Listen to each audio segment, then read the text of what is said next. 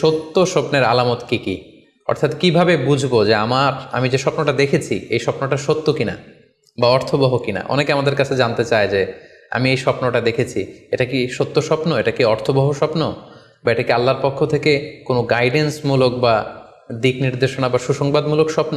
কিভাবে আমরা বুঝতে পারি?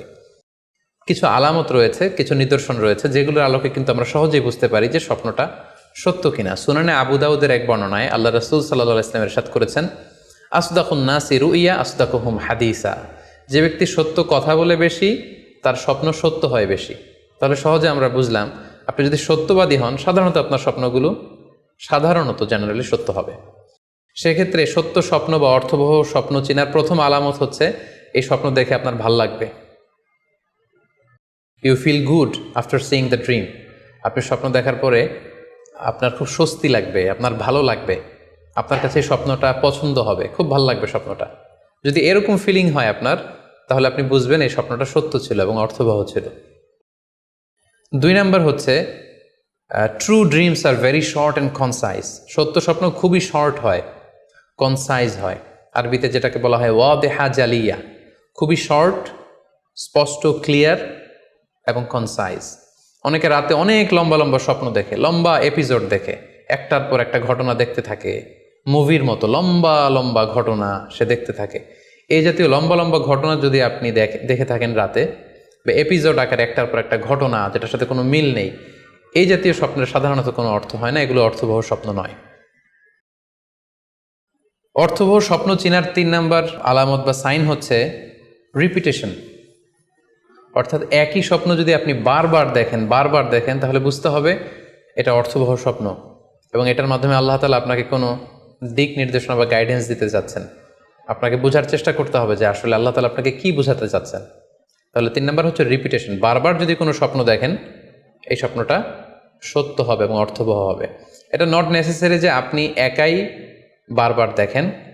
একজন মানুষ একটা স্বপ্ন বারবার দেখলে যেমনি অর্থবহ, পাশাপাশি একই স্বপ্ন যদি অনেকে দেখে তাহলে সেই স্বপ্নটাও অর্থবহ। অর্থাৎ আপনি একটা স্বপ্ন প্রায় দিন দেখেন, তাহলে বোঝা যাচ্ছে এটা অর্থবহ স্বপ্ন। অথবা একটা স্বপ্ন অনেক লোক একসাথে দেখেছে, তারপরের দিন একে অপরের সাথে শেয়ার করে বোঝা গেল যে সবাই একই স্বপ্ন দেখেছে, তাহলে বোঝা যাবে এটা সাধারণ স্বপ্ন নয়, এটা অর্থবহ স্বপ্ন, মিনিংফুল স্বপ্ন। যেমন এক্ষেত্রে আমরা লাইলাতুল কদরের একটা হাদিসের কথা উল্লেখ করতে পারি। সহিহ বুখারীতে এসেছে, রমাদান মাসে সাহাবারা স্বপ্ন দেখলেন, অনেক সাহাবা একসাথে স্বপ্ন দেখলেন যে ওনাদেরকে বলা হচ্ছে রমাদানের শেষ দশকের শেষ 7 দিনের যে কোনো একদিন কদর হয়ে যেতে পারে। ওনারা সবাই এসে সাহাবা রিদওয়ানুল্লাহ তাআলা আলাইহিম আজমাইন আল্লাহ রাসূল সাল্লাল্লাহু আলাইহি ওয়াসাল্লামের কাছে বললেন, ইয়া রাসূলুল্লাহ, আমি স্বপ্নে দেখেছি যে বলা হচ্ছে কদরের জন্য রমজানের শেষ 7 দিনকে তালাশ করতে। আরেকজন এসে একই কথা বলল যে, ইয়া রাসূলুল্লাহ, আমি দেখেছি রমজানের শেষ 7 দিনে কদর হতে পারে। তো এরকম অনেক সাহাবা যখন আল্লাহ রাসূল সাল্লাল্লাহু আলাইহি ওয়াসাল্লামের কাছে এসে এই ঘটনা বলল, তখন আল্লাহ রাসূল সাল্লাল্লাহু আলাইহি ওয়াসাল্লাম বললেন, আরা রুইয়াকুম কদ তাওয়াতাআত ফিস সাবঈল আওয়াখির, যে আমি দেখতে পেলাম যে তোমাদের স্বপ্নটা রমজানের শেষ 7 দিনের ব্যাপারে ঐকমত্য হয়েছে। একই ধরনের স্বপ্ন তোমরা সবাই দেখেছো, তাই তোমরা রমজানের শেষ দশকের শেষের 7 দিনে কদর তালাশ করো। রমজানের শেষ দশকের শেষ 7 দিনে কদর হয়ে যাওয়ার সম্ভাবনা বেশি। সেই বুখারীর এই হাদিসের আলোকে কিন্তু আমরা বুঝতে পারলাম যে একটি স্বপ্ন, একই ধরনের ঘটনা যদি অনেকে দেখে তাহলে এটা অর্থবহ। পাশাপাশি এক্ষেত্রে আমরা আজানের হাদিসটি উল্লেখ করতে পারি। আমরা এখন নামাজের আগে যে আজান দেয়া হয়, শুরুর দিকে কিন্তু সাহাবাদের আজানের পদ্ধতি জানা ছিল না। তখন সাহাবারা আল্লাহ রাসূল সাল্লাল্লাহু আলাইহি ওয়াসাল্লামের সাথে কনসাল্ট করছিলেন যে কিভাবে আজান দেয়া যায়, অর্থাৎ কিভাবে ঘোষণা দেয়া যায় সালাতের জন্য। একজন সাহাবা বলল, আমরা আগুন জ্বালিয়ে দিব, আগুনের ধোঁয়া দেখে মদিনার সবাই বুঝবে যে এখন সালাতের সময়, তো সবাই চলে আসবে।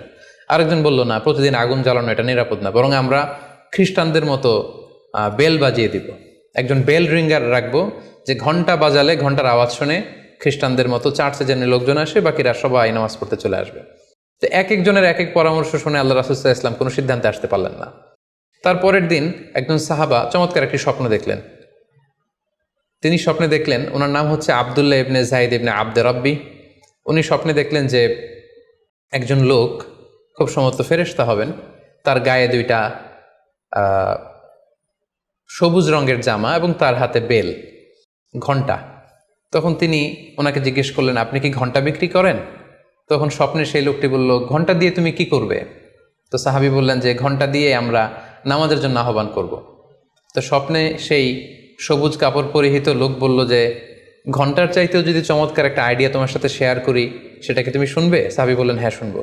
তখন তিনি বললেন, ঘন্টা না বাজিয়ে তোমরা উঁচু একটা জায়গায় দাঁড়িয়ে আল্লাহু আকবার, আল্লাহু আকবার, আল্লাহু আকবার, আল্লাহু আকবার, আশহাদু আল্লা ইলাহা ইল্লাল্লাহ, আশহাদু আন্না মুহাম্মাদুর রাসূলুল্লাহ, এই বাক্যগুলো তোমরা বলবে। এই বাক্যগুলোর মধ্য দিয়ে আল্লাহর বরত্বের ঘোষণা হবে, রাসূল সাল্লাল্লাহু আলাইহি ওয়াসাল্লামের রিসালাতের ঘোষণা হবে, মানুষকে চমৎকার বাক্যে নামাজের দিকে ডাকাও হবে, ফলে লোকজন নামাজেও চলে আসবে। এই চমৎকার কথা শুনে সাহাবা তো অবাক হয়ে গেলেন, ওনার ঘুম ভেঙে গেল।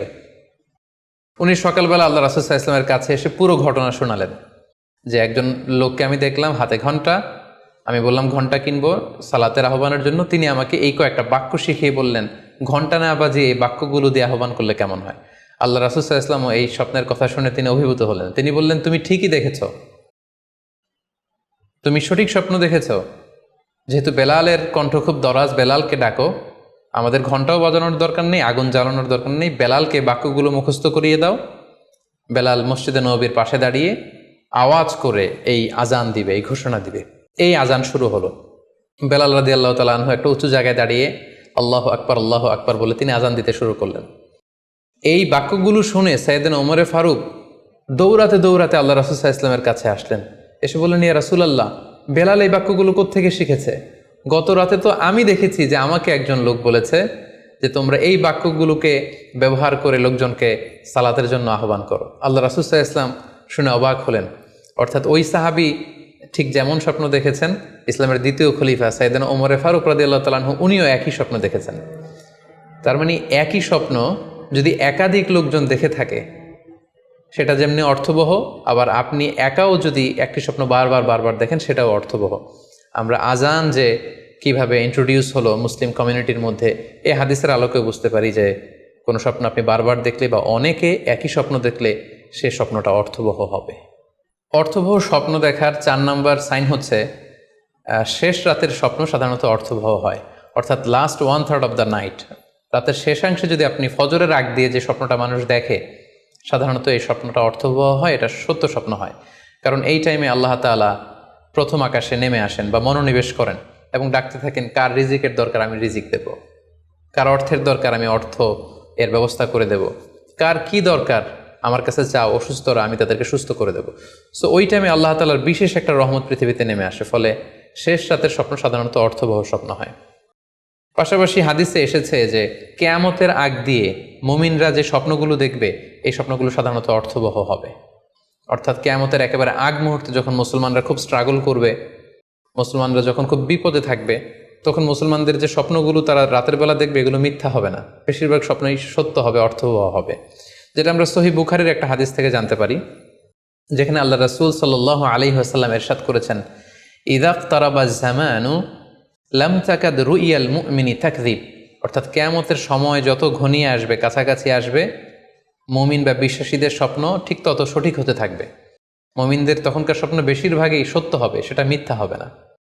তাহলে এই হাদিস থেকে আমরা জানলাম কিয়ামতের আগ দিয়ে মুমিনরা যে স্বপ্নগুলো দেখবে, এগুলো সত্য হবে, অর্থবহ হবে।